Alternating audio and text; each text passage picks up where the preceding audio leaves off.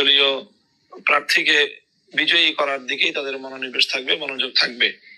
এজন্য গোটা দেশের সকল জনগণের দৃষ্টি থাকবে দলীয় এবং সংসদীয় নির্বাচনের দিকে, এবং সেই ক্ষেত্রে গণভোটের যেই মানুষের প্রতি আগ্রহ, এটা অনেকটাই হ্রাস পাবে বলে আমরা আশঙ্কা করছি।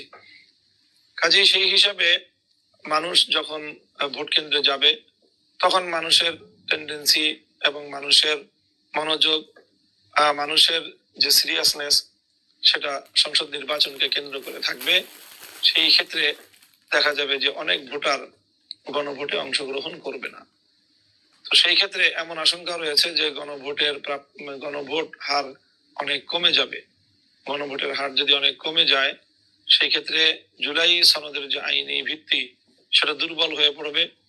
সেই ক্ষেত্রে সংসদ নির্বাচনে যারা বিজয়ী হবে, সেই বিজয়ী সংসদ নির্বাচনে বিজয়ী দলের কাছ থেকে এমন একটি আশঙ্কা যারা মহল তারা করেন, যে তারা সেই ক্ষেত্রে জুলাই সনদ এটি গণমানুষের ম্যান্ডেট পায়নি মর্মে এমন একটি অজুহাত তারা দাঁড় করিয়ে জুলাই সনদ পরবর্তীতে কার্যকর করার ক্ষেত্রে, বাস্তবায়ন করার ক্ষেত্রে গড়িমসি তৈরি হতে পারে।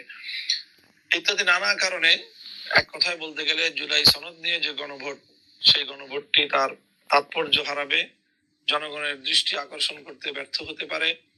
গণমানুষের এবং রাজনৈতিক সকল দল, পক্ষ, সংসদ সদস্য প্রার্থীদের তাদের সম্পূর্ণ তৎপরতা এই সংসদ নির্বাচনকে কেন্দ্র করে পরিচালিত হওয়ার কারণে গণভোটের প্রয়োজনীয়তা এবং গণভোটের তাৎপর্য, গণভোটের প্রতি মানুষের যে আগ্রহ, সেটা অনেকটাই হ্রাস পাওয়ার আশঙ্কা করছি।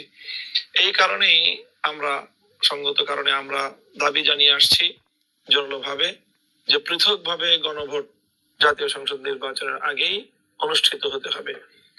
এটির একটি বিষয়। দ্বিতীয় বিষয় হলো, যদি আগেই গণভোট অনুষ্ঠিত হওয়ার মধ্য দিয়ে জুলাই সনদের আইনি ভিত্তি চূড়ান্ত হয়, তাহলে সেই ক্ষেত্রে জাতীয় সংসদ নির্বাচনেরও একটি সুস্পষ্ট রূপরেখা সামনে আসবে। এর মধ্যে যে বেশ কিছু বিতর্কিত বিষয় আছে, সেই বিতর্কিত বিষয়গুলোর সমাধান আগে থেকেই হয়ে যাবে। তার মধ্যে অন্যতম একটি হলো যে আগামী সংসদ দ্বিকক্ষ বিশিষ্ট সংসদ হওয়ার ব্যাপারে ঐক্যমত্য প্রতিষ্ঠিত হয়েছে। দ্বিকক্ষ যখন হবে, তো তখন উচ্চ কক্ষে সদস্য সংখ্যা 100 হওয়া, এটাও ঐক্যমত্য প্রতিষ্ঠিত হয়েছে। কিন্তু সেই 100 উচ্চ কক্ষের মেম্বার তারা কোন প্রক্রিয়ার মধ্য দিয়ে নির্বাচিত হবে, এটি নিয়ে বিতর্ক রয়েছে। এবং এক্ষেত্রে ঐকমত্য কমিশনের সিদ্ধান্ত হলো যে উচ্চ কক্ষে যে যারা সদস্য নির্বাচিত হবে, তারা PR পদ্ধতিতে আনুপাতিক হারের ভিত্তিতে তারা নির্বাচিত হবে। এক্ষেত্রে প্রধান রাজনৈতিক দল বাংলাদেশের জাতীয়তাবাদী দল বিএনপির তাদের দ্বিমত রয়েছে এবং তারা সেখানে নোট অফ ডিসেন্ট দিয়ে রেখেছে। এখন জুলাই সনদ যদি আইনি ভিত্তি পেয়ে যায় পূর্ণাঙ্গ ভাবে, তাহলে সেক্ষেত্রে এটি আগেই নির্ধারিত হয়ে গেল জাতীয় সংসদ নির্বাচনের উচ্চ কক্ষ PR পদ্ধতিতে সেখানকার মেম্বার নির্বাচিত হবে।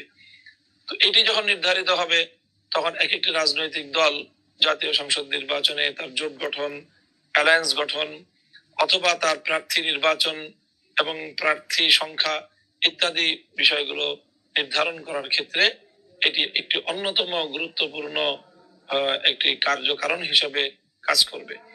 আর যদি উচ্চকক্ষ PR পদ্ধতিতে হচ্ছে কি হচ্ছে না, এই বিষয়টি অমীমাংসিত রেখেই বা এই বিষয়টিকে সংশয়ের মধ্যে রেখে জাতীয় সংসদ নির্বাচনে